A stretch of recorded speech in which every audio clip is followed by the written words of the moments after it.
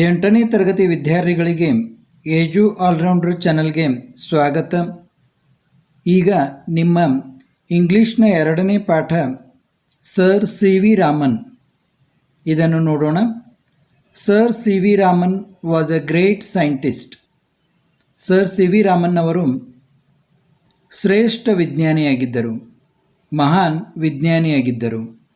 He was awarded the Nobel Prize for his work on scattering of light and his discovery of the effect of light rays.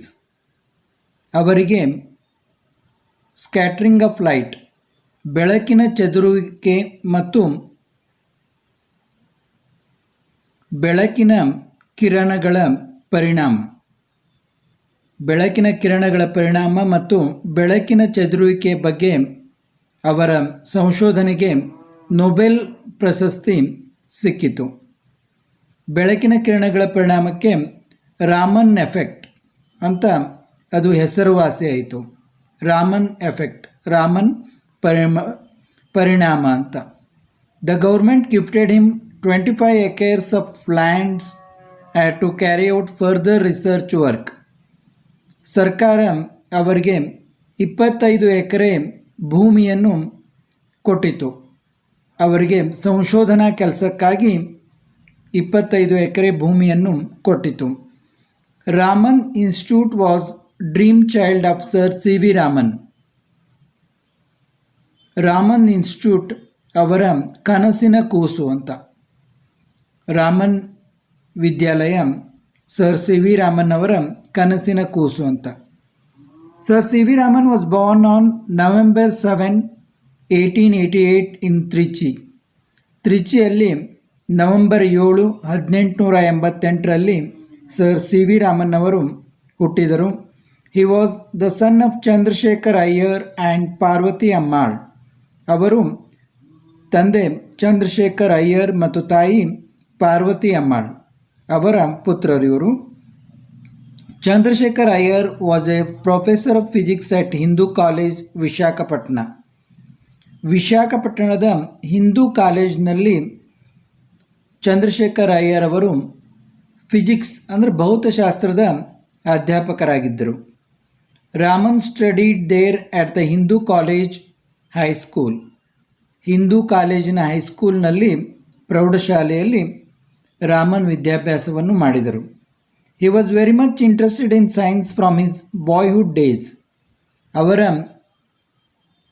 ಬಾಲ್ಯದಲ್ಲಿಯೇ ವಿಜ್ಞಾನದಲ್ಲಿ ಅತ್ಯಂತ ಆಸಕ್ತಿಯುಳ್ಳವರಾಗಿದ್ದರು.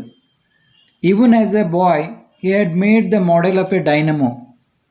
ಅವರು ಬಾಲಕನಿದ್ದಾಗಲೇ model of ಡೈನಮೋದ ಒಂದು ಮಾದರಿಯನ್ನು ಮಾಡಿದರು. Dynamo ಅಂದರೆ ಗೊತ್ತಿರಬೇಕು ನಿಮ್ಗೆ. ಮೊದಲಿಗೆ ಸೈಕಲ್ಗೆ ಬೆಳಕು ಬರಲಿಕ್ಕೆ ಲೈಟು ಡೈನಮೋ ಉಪಯೋಗವನ್ನು ಮಾಡ್ತಿದ್ರು. ಸೈಕಲ್ನ ಗಾಲಿ ತಿರುಗಿದಾಗ ಆ ಗಾಲಿಯ ಇದರಿಂದಾಗಿ, ಚಲನೆಯಿಂದಾಗಿ ದೀಪ ಹತ್ತಿತ್ತು, ಲೈಟ್ ಹತ್ತಿತ್ತು. ಅದಕ್ಕೆ ಡೈನಮೋ ಅಂತಾರೆ. ಡ್ಯೂರಿಂಗ್ ಈ school days he borrowed science books from college students and read them. ಅವರು ಇನ್ನೂ ಶಾಲೆಯಲ್ಲಿದ್ದಾಗಲೇ ವಿಜ್ಞಾನದ ಪುಸ್ತಕಗಳನ್ನು ಕಾಲೇಜಿನ ವಿದ್ಯಾರ್ಥಿಗಳಿಂದ ತೆಗೆದುಕೊಂಡು ಓದ್ತಾ ಇದ್ರಂತೆ. ಅಂದರೆ ಅವರು ಮುಂದಿನ ತರಗತಿಯ ಪುಸ್ತಕಗಳನ್ನು ಬಾಲ್ಯದಲ್ಲಿಯೇ ಓದ್ತಾ ಇದ್ದರು. Thus from his early days he showed great interest in science. ಹೀಗಾಗಿ ತಮ್ಮ ಪ್ರಾರಂಭದ ದಿನಗಳಲ್ಲಿಯೇ ಅವರು ವಿಜ್ಞಾನದಲ್ಲಿ ಅತ್ಯಂತ ಹೆಚ್ಚಿನ ಆಸಕ್ತಿಯನ್ನು ತೋರಿಸಿದರು. Unfortunately he used to fall sick every now and then and he was not able to attend school regularly.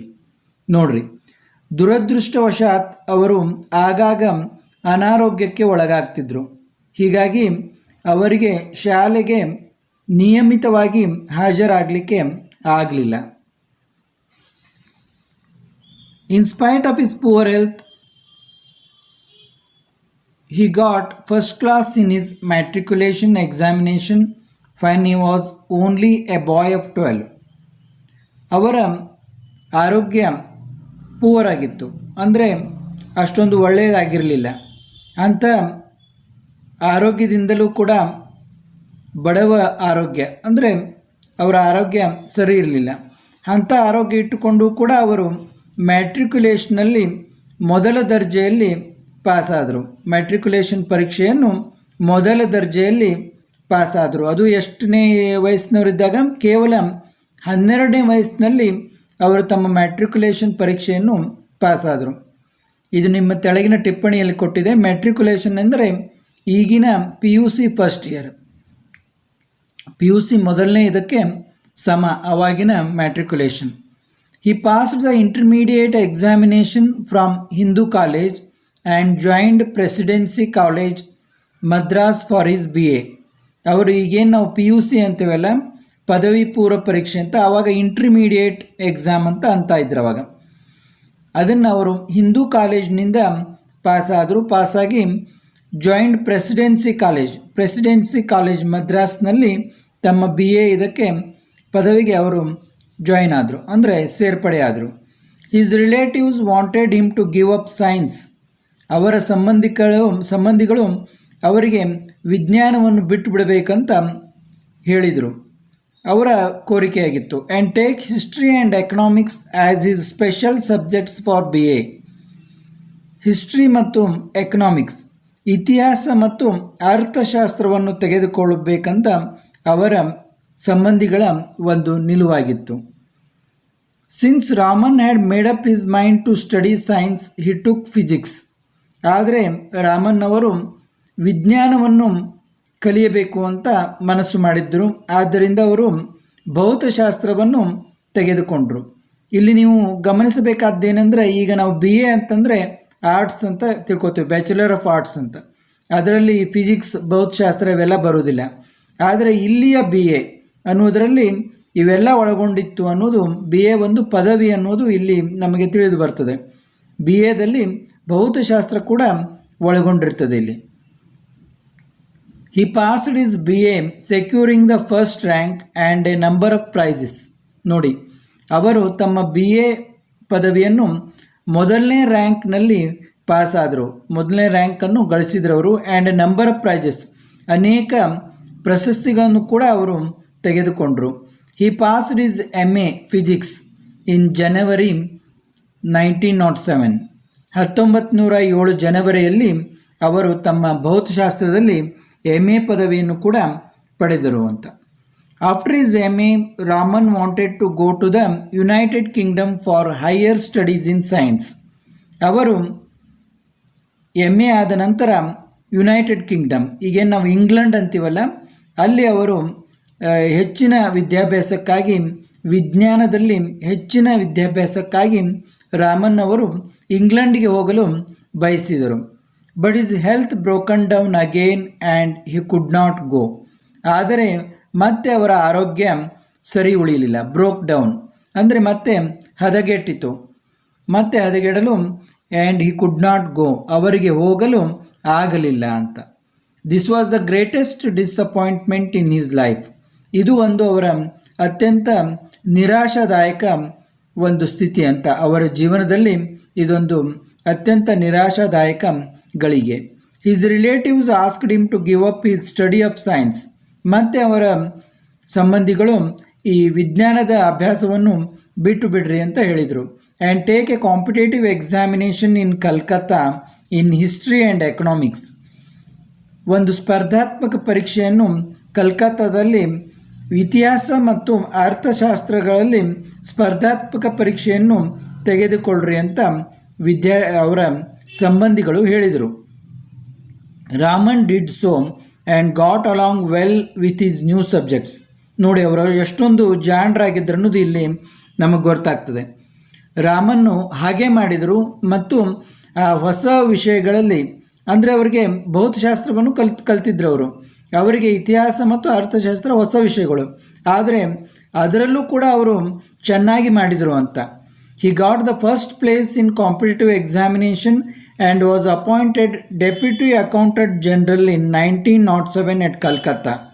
ಅವರು ಅದರಲ್ಲೂ ಕೂಡ ಸ್ಪರ್ಧಾತ್ಮಕ ಪರೀಕ್ಷೆಯಲ್ಲೂ ಕೂಡ ಮೊದಲ ದರ್ಜೆಯಲ್ಲಿ ತೇರ್ಗಡೆಯಾದರು ಮತ್ತು ಡೆಪ್ಯೂಟಿ ಅಕೌಂಟೆಂಟ್ ಜನರಲ್ ಇನ್ 1907 ಎಟ್ ಕಲ್ಕತ್ತಾ.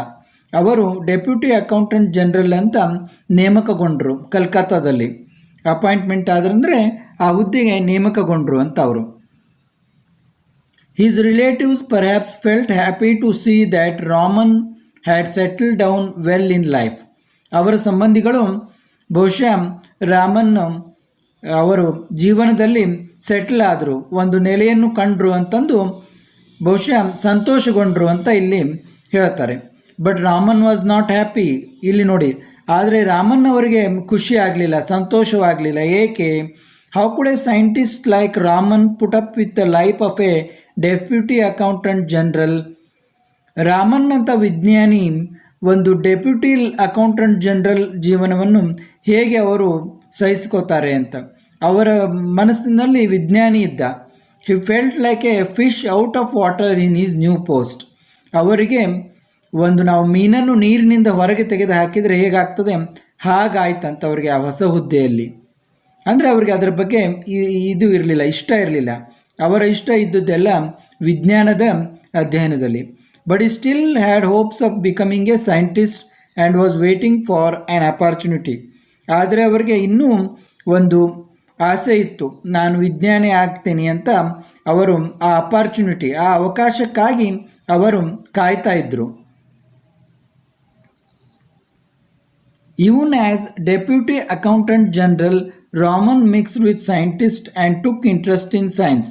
ಅವರು ಆ ಡೆಪ್ಯೂಟಿ ಅಕೌಂಟೆಂಟ್ ಜನರಲ್ ಹುದ್ದೆಯನ್ನು ನಿಭಾಯಿಸುತ್ತಲೇ ಮಿಕ್ಸ್ಡ್ ವಿತ್ ಸೈಂಟಿಸ್ಟ್, ವಿಜ್ಞಾನಿಗಳ ಜೊತೆಗೆ ಕೂಡಿದರು. And took interest in science, ತಮ್ಮ ವಿಜ್ಞಾನದ ಆಸಕ್ತಿಯನ್ನು ಮುಂದುವರಿಸಿದರು ಅಂತ. ಟುಕ್ ಇಂಟ್ರೆಸ್ಟ್ ಇನ್ ಸೈನ್ಸ್, ಸೈನ್ಸ್ದಲ್ಲಿ ವಿಜ್ಞಾನದಲ್ಲಿ ಅವರ ಆಸಕ್ತಿ ಹಾಗೆ ಮುಂದುವರಿಯಿತು.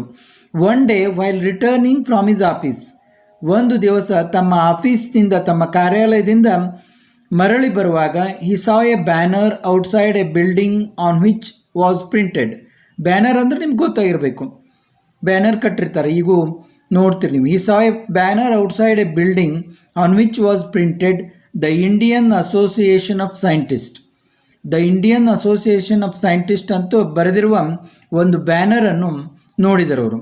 ಒಂದು ಫಲಕವನ್ನು ನೋಡಿದರು, ಒಂದು ಬಿಲ್ಡಿಂಗ್ ಮೇಲೆ, ಕಟ್ಟಡದ ಮೇಲೆ the Indian association of scientist ಅಂತ ಬರೆದಿದ್ದ ಒಂದು ಫಲಕವನ್ನು ನೋಡಿದರು. ಇಂಡಿಯನ್ ಅಸೋಸಿಯೇಷನ್ ಆಫ್ ಸೈಂಟಿಸ್ಟ್ ಅಂದರೆ ಕನ್ನಡದಲ್ಲಿ ಒಂದು ಭಾರತೀಯ ವಿಜ್ಞಾನಿಗಳ ಬಳಗ ಅಂತ ನಾವು ಹೇಳಬಹುದು. ಆ ಭಾರತೀಯ ವಿಜ್ಞಾನಿಗಳ ಬಳಗದ ಒಂದು ಬ್ಯಾನರನ್ನು ಅವ್ರು ನೋಡಿದರು. At the site of that banner, ಆ ಬ್ಯಾನರನ್ನು ನೋಡಿದ ತಕ್ಷಣ Raman got of the moving train. ನೋಡ್ರಿ, ಅವರು ಟ್ರೈನ್ನಲ್ಲಿ ಹೊರಟಾಗಿ ನೋಡಿದರು ಇದನ್ನು. ಆ ಟ್ರೈನ್ನಿಂದ, ರೈಲ್ನಿಂದ ಅವರು ತೆಳಗಿಳಿದರು, ಚಲಿಸುತ್ತಿರುವ ರೈಲ್ನಿಂದ ತೆಳಗಿಳಿದು. And went to meet the scientist who gathered in that building. ಆಮೇಲೆ ಆ ವಿಜ್ಞಾನಿಗಳು ಏನು ಆ ಬಿಲ್ಡಿಂಗ್ನಲ್ಲಿ, ಆ ಕಟ್ಟಡದಲ್ಲಿ ಏನು ಗುಂಪು ಸೇರಿದ್ರ ವಿಜ್ಞಾನಿಗಳು, ಅವರನ್ನು ಭೇಟಿಯಾಗಲು ಅವರು ಹೊರಡ್ತಾರೆ. ಸಮ್ಟೈಮ್ಸ್ ಲೇಟರ್ ವೆನ್, ಸ್ವಲ್ಪ ಹೊತ್ತಿನ ನಂತರ, ಯಾವಾಗ, ಹಿ ವಾಸ್ ಇನ್ ರಂಗೂನ್, ಅವರು ರಂಗೂನ್ದಲ್ಲಿದ್ದಾಗ, he learned that an institution had bought a piece of modern scientific apparatus. ಅವರು ರಂಗೂನ್ನಲ್ಲಿದ್ದಾಗ ಒಂದು ಸಂಸ್ಥೆ ಒಂದು ಆಧುನಿಕ ವಿಜ್ಞಾನ ಉಪಕರಣವನ್ನು ತಗೊಂಬಂದಿದೆ ಅಂತ ಅವರಿಗೆ ತಿಳಿದು ಬಂತು. He hurriedly put on his clothes and went to have a look at. ಅವರು ಅವಸರವಾಗಿ ತಮ್ಮ ಅರಿವಿಗಳನ್ನು ಹಾಕ್ಕೊಂಡು, ಬಟ್ಟೆಯನ್ನು ಹಾಕ್ಕೊಂಡು ಅದನ್ನು ನೋಡಲು ಹೊರಟರು. ಅಂದರೆ ಅವರಿಗೆ ವಿಜ್ಞಾನದಲ್ಲಿ ಎಷ್ಟು ಆಸಕ್ತಿ ಅನ್ನೋದು ನಮಗೆ ಇದರಿಂದ ಗೊತ್ತಾಗ್ತದೆ. Such was the interest he had in science. ಅಷ್ಟೊಂದು ಅವರಿಗೆ ವಿಜ್ಞಾನದಲ್ಲಿ ಆಸಕ್ತಿ ಇತ್ತು. ಅಂದರೆ ಆಧುನಿಕ ಉಪಕರಣ ಎಂಥದಿರಬಹುದು ಏನು ಅಂತ ಅದನ್ನು ನೋಡಲಿಕ್ಕೆ ಅವರು ಹೋದರು. In 1911 Raman was appointed special accountant general for post and telegraphs in Calcutta. 1911ರಲ್ಲಿ ಕಲ್ಕತ್ತಾದ ಅಂಚೆ ಮತ್ತು ತಂತಿ ಇಲಾಖೆ, ಪೋಸ್ಟ್ ಆ್ಯಂಡ್ ಟೆಲಿಗ್ರಾಫ್ ಅಂದರೆ ನಾವು ಕನ್ನಡದಲ್ಲಿ ಅಂಚೆ ಮತ್ತು ತಂತಿ ಇಲಾಖೆ ಅಂತೀವಿ, ಅಲ್ಲಿ ಸ್ಪೆಷಲ್ ಅಕೌಂಟೆಂಟ್ ಜನರಲ್, ವಿಶೇಷ ಅಕೌಂಟೆಂಟ್ ಜನರಲ್, ವಿಶೇಷ ಮಹಾಲೇಖಪಾಲ ಅಂತ ಹೇಳ್ಬೋದು ನಾವು, ಅಕೌಂಟೆಂಟ್ ಜನರಲ್ ಆಗಿ ರಾಮನ್ ಅವರು ನೇಮಕಗೊಂಡರು. ವಿಶೇಷ ಮಹಾಲೇಖಪಾಲರಾಗಿ ರಾಮನ್ ರವರು ಕಲ್ಕತ್ತಾದಲ್ಲಿ ಅಂಚೆ ಮತ್ತು ತಂತಿ ಇಲಾಖೆಯಲ್ಲಿ 1911ರಲ್ಲಿ ನೇಮಕಗೊಂಡರು. But when he was offered the post of professor at Calcutta University, he jumped at that offer and accepted the post gladly. ಇಲ್ಲಿ ನೋಡಿ, ಅವರಿಗೆ ಮತ್ತೆ ಕಲ್ಕತ್ತಾದ ವಿಶ್ವವಿದ್ಯಾಲಯ ಪ್ರೊಫೆಸರ್ ಅಂದರೆ ಈ ಅಧ್ಯಾಪಕ ಹುದ್ದೆಯನ್ನು ಆಫರ್ ಮಾಡಿದರು. ಅಧ್ಯಾಪಕ ಹುದ್ದೆಯನ್ನು ಅವರಿಗಾಗಿ ನೀವು ಬರ್ತೀರಾ ಅಂತ ಒಂದು ಇದನ್ನು ಕೊಟ್ಟರು. ಈ ಜಂಪ್ಡ್ ಎಟ್ ದ್ಯಾಟ್ ಆಫರ್, ಆ ಆಫರ್ನಿಂದ ಅವರು ಅಲ್ಲಿಗೆ ಜಿಗಿದ್ರಂತ. And accepted the post gladly, ಆ ಪದವಿಯನ್ನು, ಆ ಹುದ್ದೆಯನ್ನು ಅವರು ತುಂಬ ಸಂತೋಷದಿಂದ ಒಪ್ಪಿಕೊಂಡ್ರು ಅಂತ. After working at Calcutta university for 15 years, he became the director of the Indian Institute of Science in Bangalore. ಕಲ್ಕತ್ತಾದ ವಿಶ್ವವಿದ್ಯಾಲಯದಲ್ಲಿ 15 ವರ್ಷಗಳವರೆಗೆ ಕೆಲಸ ಮಾಡಿದ ನಂತರ ಅವರು he became the director of the Indian Institute of Science in Bangalore, ಭಾರತೀಯ ವಿಜ್ಞಾನ ಸಂಸ್ಥೆಯಲ್ಲಿ ನಿರ್ದೇಶಕರಾಗಿ ಅವರು ನೇಮಕಗೊಂಡರು ಅಂತ. ಬೆಂಗಳೂರಿನ ಭಾರತೀಯ ವಿಜ್ಞಾನ ಸಂಸ್ಥೆಯ ನಿರ್ದೇಶಕರಾದರು. The Raman research institute was started in 1948. 1948ರಲ್ಲಿ ರಾಮನ್ ಅವರ ಸಂಶೋಧನಾ ಸಂಸ್ಥೆ ಪ್ರಾರಂಭವಾಯಿತು. Raman resigned his post at the Indian institute of science and became the director of the research institute. ಅವರು ತಮ್ಮ ಇಂಡಿಯನ್ ಇನ್ಸ್ಟಿಟ್ಯೂಟ್ ಆಫ್ ಸೈನ್ಸ್, ಭಾರತೀಯ ವಿಜ್ಞಾನ ಸಂಸ್ಥೆಗೆ ಏನು ಡೈರೆಕ್ಟರ್ ಆಗಿದ್ರಲ್ಲ, ನಿರ್ದೇಶಕರಾಗಿದ್ರಲ್ಲ, ಆ ಹುದ್ದೆಗೆ ರಾಜೀನಾಮೆಯನ್ನು ಕೊಟ್ಟು ತಮ್ಮದೇ ಆದ ಡೈರೆಕ್ಟರ್ ಆಫ್ ರಿಸರ್ಚ್ ಇನ್ಸ್ಟಿಟ್ಯೂಟ್ಗೆ, ತಮ್ಮ ಸಂಶೋಧನಾ ಕೇಂದ್ರಕ್ಕೆ ನಿರ್ದೇಶಕರಾದರು. ಹಿಯರ್ ಈ conducted his research in physics until his death.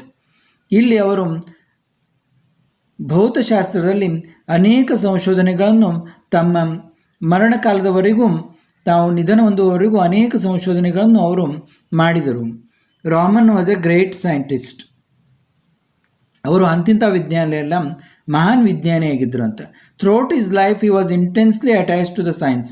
ಅವರು ತಮ್ಮ ಜೀವನದುದ್ದಕ್ಕೂ ಯಾವಾಗಲೂ ವಿಜ್ಞಾನದ ಬಗ್ಗೆ ಅತ್ಯಂತ ಕಳಕಳಿ ಹೊಂದಿದ್ರು, ಅದಕ್ಕೆ ಅಟ್ಯಾಚ್ ಆಗಿದ್ರು ಅಂತ. ಯಾವಾಗಿದ್ದರೂ ವಿಜ್ಞಾನದ ಬಗ್ಗೆ ಅವರು ವಿಚಾರ ಮಾಡ್ತಾಯಿದ್ರು. For the sake of science he gave up the highly paid post of the special accountant general. ನೋಡ್ರಿ, ಅವರು ತಮ್ಮ ವಿಜ್ಞಾನದ ಸಲುವಾಗಿಯೇ ಅತ್ಯಂತ ಹೆಚ್ಚಿನ, ಆಗಿನ ಕಾಲದಲ್ಲಿ ಅತ್ಯಂತ ಹೆಚ್ಚಿನ ಹೈಲಿ ಪೇಯ್ಡ್, ತುಂಬ ಹೆಚ್ಚಿಗೆ ಪಗಾರ ಇರುವಂಥ, ಸಂಬಳ ಇರುವಂತಹ post of special accountant general, ಆ ವಿಶೇಷ ಮಹಾಲೇಖಪಾಲ ಹುದ್ದೆಯನ್ನು ತೊರೆದರು ಅಂತ. ಅಂದರೆ ಅವರಿಗೆ ದುಡ್ಡು ಮುಖ್ಯವಾಗಿರಲಿಲ್ಲ, ಅವರಿಗೆ ವಿಜ್ಞಾನದಲ್ಲಿ ಏನನ್ನಾದರೂ ಸಾಧನೆ ಮಾಡಬೇಕು, ಕಂಡುಹಿಡಿಯಬೇಕು ಅನ್ನೋದು ಅವರ ಆಶಯವಾಗಿತ್ತು. And accepted a professorship at Calcutta university.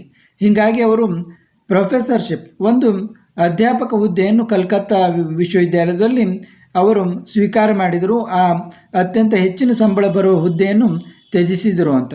He would forget all about food and rest file he was at work. ಅವರು ತಮ್ಮ ಕೆಲಸದಲ್ಲಿದ್ದಾಗ ಆಹಾರ ಮತ್ತು ವಿಶ್ರಾಂತಿಯ ಬಗ್ಗೆ ಅವರಿಗೆ ನೆನಪಿರ್ತಿರಲಿಲ್ಲ ಅಂತ. And his wife had often to tell him that his breakfast or coffee was getting cold. ಅವರ ಮಡದಿ ಕೆಲವೊಮ್ಮೆ ಅವರ ಹೆಂಡತಿ ಹೇಳೋದು ನೆನಪು ಮಾಡ್ತಾಯಿದ್ರು, ನಿಮ್ಮದು ಕಾಫಿನೇ ಹಾರಿ ಹೋಗ್ತಾ ಇದೆ, ನಿಮ್ಮ ನಾಷ್ಟ ತಿಂಡಿ ಆರಿ ಹೋಗ್ತಾ ಇದೆ ಅಂತ ನೆನಪು ಮಾಡ್ತಾಯಿದ್ರು.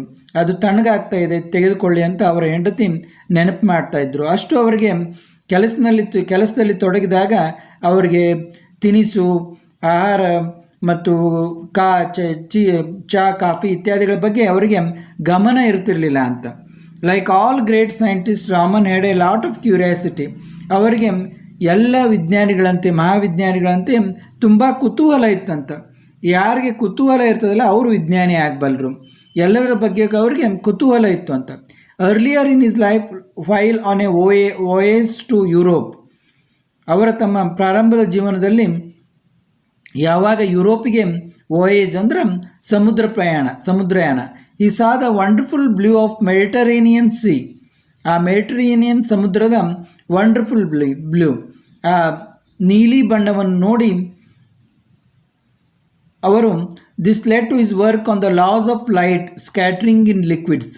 ಆ ಮೆಡಿಟರೇನಿಯನ್ ಸಮುದ್ರದ ಸುಂದರವಾದ ನೀಲಿ ಕಲರನ್ನು ನೋಡಿ, ಆ ಆಶ್ಚರ್ಯಕರವಾದ ನೀಲಿ ಕಲರನ್ನು ನೋಡಿ, ನೀಲಿ ಬಣ್ಣವನ್ನು ನೋಡಿ ಅವರಿಗೆ ಲಾಸ್ ಆಫ್ ಲೈಟ್ ಅಂದರೆ ಬೆಳಕಿನ ನಿಯಮಗಳು, loss of light scattering in liquids, ಬೆಳಕಿನ ಚದುರುವಿಕೆಯ ಬಗ್ಗೆ ನಿಯಮಗಳನ್ನು ದ್ರಾವಣದಲ್ಲಿ ಅಂದರೆ ನೀರಿನಲ್ಲಿ ಬೆಳಕಿನ ಚದುರುವಿಕೆ ಹೇಗಿರ್ತದೆ ಅನ್ನುವುದರ ಬಗ್ಗೆ ನಿಯಮಗಳ ಬಗ್ಗೆ ಅವರು ವರ್ಕ್ ಮಾಡಿದರು, ಕೆಲಸವನ್ನು ಮಾಡಿದರು. And it ended in is Discovery of the Raman effect. ಕೊನೆಗೆ ಇದು ಅವರ ರಾಮನ್ ಪರಿಣಾಮ, ರಾಮನ್ ಎಫೆಕ್ಟ್ ಅನ್ನುವ ಸಂಶೋಧನೆಗೆ ಕಾರಣವಾಯಿತು. ಈ ನೀರಿನಲ್ಲಿ ಅಂದರೆ ಈ ಲಿಕ್ವಿಡ್ನಲ್ಲಿ ಹೇಗೆ ಬೆಳಕು ಚದುರ್ತದೆ, ಅದರಿಂದ ಏನಾಗ್ತದೆ ಅನ್ನೋದರ ಬಗ್ಗೆ ಒಂದು ನಿಯಮಗಳನ್ನು ಕಂಡುಹಿಡಿದರು ಅವರು. ಬೆಳಕು ನೀರಿನಲ್ಲಿ ಹೋದಾಗ ಯಾವ ರೀತಿ ವರ್ತಿಸ್ತದೆ ಅನ್ನೋದನ್ನು ಅವರು ಕಂಡುಹಿಡಿದರು. And it ended in his discovery of the Raman effect. ಇದು ಕೊನೆಗೆ ರಾಮನ್ ಸಂಶೋಧನೆ, ರಾಮನ್ ಪರಿಣಾಮ ಅಂತ ಹೆಸರುವಾಯಿತು. He was awarded the Nobel prize for this in 1930. 1930ರಲ್ಲಿ ನೊಬೆಲ್ ಪುರಸ್ಕಾರ ಅವರಿಗೆ ಈ ರಾಮನ್ ಎಫೆಕ್ಟ್, ರಾಮನ್ ಪರಿಣಾಮವನ್ನು ಕಂಡುಹಿಡಿದ್ರಿಂದ ಅವರಿಗೆ ಸಿಕ್ತು ಅಂತ. ಈ ಬೆಳಕಿನ ಸಂಶೋಧನೆಯ ಬಗ್ಗೆ ಅವರ ಕೆಲಸಕ್ಕೆ ನೊಬೆಲ್ ಪ್ರಶಸ್ತಿ ಸಿಕ್ಕಿತು. Raman was a kind man.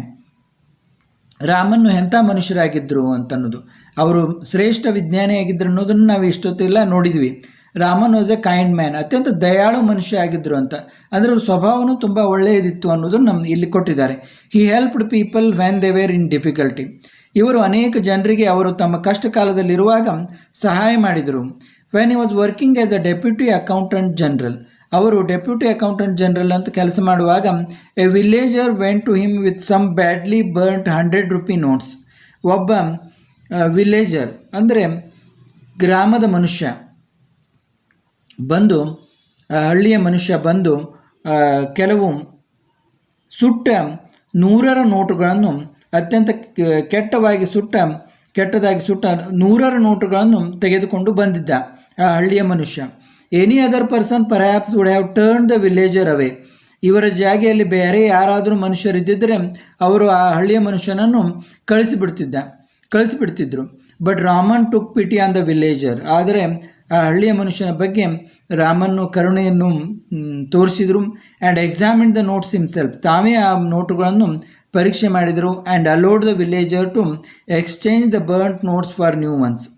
ಆಮೇಲೆ ಈ ಸುಟ್ಟ ನೋಟುಗಳ ಪ್ರತಿಯಾಗಿ ಹೊಸ ನೋಟುಗಳನ್ನು ಅವರಿಗೆ ಕೊಡುವಂತೆ, ಆ ಹಳ್ಳಿಯ ಮನುಷ್ಯನಿಗೆ ಕೊಡುವಂತೆ ರಾಮನ್ ಮಾಡಿದರು ಅಂತ. Once at Raman research institute, Raman ಅವರ ತರಬೇತಿ ಸಂಸ್ಥೆಯಲ್ಲಿ, ಅವರ ಸಂಶೋಧನಾ ಸಂಸ್ಥೆಯಲ್ಲಿ A candidate was not given admission. ಒಬ್ಬ ಅಭ್ಯರ್ಥಿಗೆ ಅಡ್ಮಿಷನ್ ಅನ್ನಂದರೆ ಅವರಿಗೆ ಇದನ್ನು ಅಡ್ಮಿಷನ್ ಕೊಡಲಿಲ್ಲ. As he did not do well in his test, ಅವರಿಗೆ ಪ್ರವೇಶವನ್ನು ಕೊಡಲಿಲ್ಲ. ಯಾಕಂದರೆ ಅವನು ಟೆಸ್ಟ್ನಲ್ಲಿ, ಪರೀಕ್ಷೆಯಲ್ಲಿ ಸರಿಯಾಗಿ ಮಾಡಿರಲಿಲ್ಲ.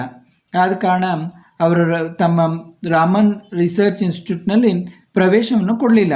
When is travelling allowance was paid, ಅವರ ಆ ವಿದ್ಯಾರ್ಥಿಯ ಟ್ರಾವೆಲಿಂಗ್ ಅಲೋನ್ಸ್ ಅಂದರೆ ಬರುವುದಕ್ಕೂ ಕೂಡ ಬೇರೆ ಜಾಗೆಯಿಂದ ಬರಲಿಕ್ಕೆ ಕೆಲವೊಂದು ಒಳ್ಳೆಯ ಸಂಸ್ಥೆಯವರು ಟ್ರಾವೆಲಿಂಗ್ ಅಲೋನ್ಸ್ ಅಂತ ಕೊಡ್ತಾರೆ. ಅಂದರೆ ಆ ಊರಿಂದ ಈ ಸ್ಥಳಕ್ಕೆ ಬರಲಿಕ್ಕೆ ಎಷ್ಟು ಖರ್ಚಾಗ್ತದೆ ಅನ್ನೋದು, ಆ ಖರ್ಚನ್ನು ಕೂಡ ಕೊಡುವ ಒಂದು ಒಳ್ಳೆಯ ಪದ್ಧತಿ ಇತ್ತು. ಆ ಥರದ ಅವರಿಗೆ ಟ್ರಾವೆಲಿಂಗ್ ಅಲೌನ್ಸನ್ನು ಆ ಅಭ್ಯರ್ಥಿಗೆ ಕೊಟ್ಟರು. The candidate found that he had received more. ಆದರೆ ಅಭ್ಯರ್ಥಿ ನೋಡಿದ ಅದು ಹೆಚ್ಚಿನ ದುಡ್ಡನ್ನು ಅವನಿಗೆ ಕೊಡಲಾಗಿತ್ತು. He return to the office, ಅವನು ಮತ್ತೆ ಆ ಕಾರ್ಯಾಲಯಕ್ಕೆ ಬಂದು to pay back the excess amount, ಆ ಹೆಚ್ಚಿನ ಏನು ಹಣ ಇತ್ತಲ್ಲ ಅದನ್ನು ಕೊಡಲಿಕ್ಕೆ ಅವನು ಮತ್ತೆ ಕಾರ್ಯಾಲಯಕ್ಕೆ ಬಂದ. When Raman came to know of this he liked the candidate's honesty. ಅಂದರೆ ಇದು ಕಾರ್ಯಾಲಯದಲ್ಲಿ ಸಣ್ಣ ಮಟ್ಟದಲ್ಲಿ ಆಗುವಂಥ ಕೆಲಸ.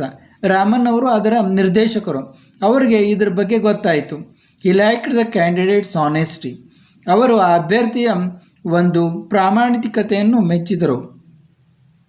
Liked and admitted him to the institute, ಆ ಸಂಸ್ಥೆಗೆ ಪ್ರವೇಶವನ್ನು ಕೊಟ್ಟರು ಅಂತ. ಆಮೇಲೆ the candidate was not able to make out why he was admitted. ಆ ಕ್ಯಾಂಡಿಡೇಟ್ಗೆ ಅಂದರೆ ಆ ಅಭ್ಯರ್ಥಿಗೆ ಗೊತ್ತಾಗಲಿಲ್ಲ, ನಾನು ಪರೀಕ್ಷೆಯಲ್ಲಿ ಚೆನ್ನಾಗಿ ಮಾಡಿಲ್ಲ ಆದರೂ ನನಗೆ ಯಾಕೆ ಪ್ರವೇಶವನ್ನು ಕೊಟ್ಟರು ಅಂತ. When he had not done well in his test, ನಾನು ಪರೀಕ್ಷೆಯಲ್ಲಿ ಚೆನ್ನಾಗಿ ಮಾಡಿಲ್ಲ ಆದರೂ ನನಗೆ ಪ್ರವೇಶವನ್ನು ಕೊಟ್ಟರಲ್ಲ ಹೆಂಗೆ ಅಂತ ಅವ್ನಿಗೆ ಗೊತ್ತಾಗಲಿಲ್ಲ. It seems Raman told the candidate, ಆಮೇಲೆ ಗೊತ್ತಾಯಿತು, ರಾಮನ್ ಅವರು ಆ ಅಭ್ಯರ್ಥಿಗೆ ಹೇಳಿದರು, I have admitted you to the institute because of your character. ನಿನ್ನ ಕ್ಯಾರೆಕ್ಟರ್ ಒಳ್ಳೆಯದಿತ್ತು, ನಿನ್ನ ನಡತೆ ಒಳ್ಳೆಯದಿತ್ತು, ಅದಕ್ಕಾಗಿ ನಾನು ಈ ಇನ್ಸ್ಟಿಟ್ಯೂಟ್ಗೆ, ಈ ಸಂಸ್ಥೆಗೆ ನಿನ್ನ ಪ್ರವೇಶವನ್ನು ತೆಗೆದುಕೊಂಡಿದ್ದೇನೆ. You are not very good at physics, ನೀನು ಅಷ್ಟೊಂದು ಭೌತಶಾಸ್ತ್ರ ನಿಂದು ಒಳ್ಳೆಯದಿಲ್ಲ ಅಂತ, ನೀನು ಭೌತಶಾಸ್ತ್ರದಲ್ಲಿ ಅಷ್ಟೊಂದು ಚೆನ್ನಾಗಿಲ್ಲ. But I can teach you, ಆದರೆ ನಾನು ನಿನಗೆ ಕಲಿಸುತ್ತೇನೆ ಅಂತ ಹೇಳಿದರು. ಅಂದರೆ ರಾಮನ್ ಸ್ವಭಾವ ಅಷ್ಟೊಂದು ಒಳ್ಳೆಯದಾಗಿತ್ತು ಅಂತ ಇಲ್ಲಿ ನಮಗೆ ಕಂಡು ಬರ್ತದೆ. ತುಂಬ ದಯಾಳುವಾಗಿದ್ದರು ರಾಮನ್ ಅವರು ಅಂತ. During his life time Raman received A number of honours and medals. ಅವರ ಜೀವಿತ ಅವಧಿಯಲ್ಲಿ ರಾಮನ್ ಅವರು ಅನೇಕ ಗೌರವಗಳನ್ನು ಮತ್ತು ಪ್ರಶಸ್ತಿಗಳನ್ನು, ಮೆಡಲ್ಗಳನ್ನು ತೆಗೆದುಕೊಂಡರು. ಇನ್ 1929 he was knighted by King George V and became Sir C.V. Raman. Knight ಅಂದರೆ ಒಂದು ಸರದಾರ, ಒಂದು ಗೌರವ ಇದದು.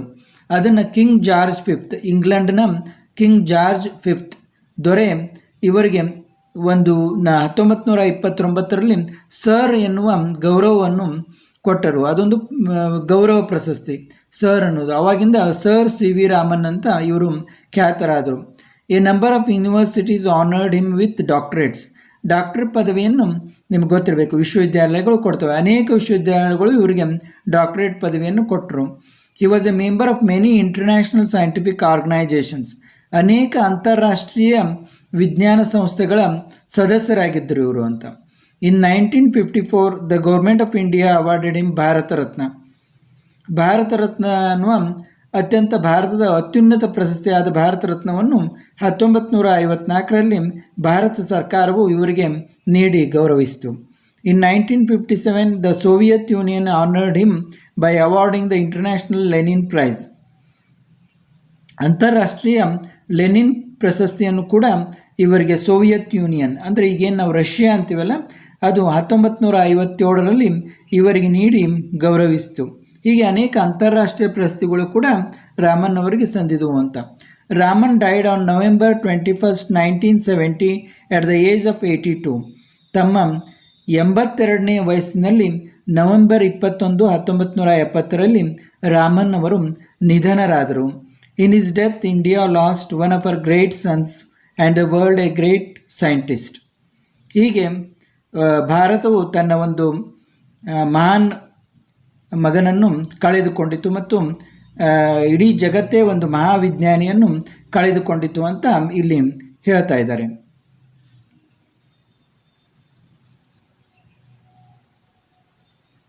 ಇಲ್ಲಿಗೆ ಈ ಸಿ ವಿ ರಾಮನ್ ಪಾಠ ಮುಕ್ತಾಯವಾಯಿತು. ಮತ್ತೆ ಮುಂದಿನ ಪಾಠ ಪದ್ಯದೊಂದಿಗೆ ಭೇಟಿಯಾಗೋಣ.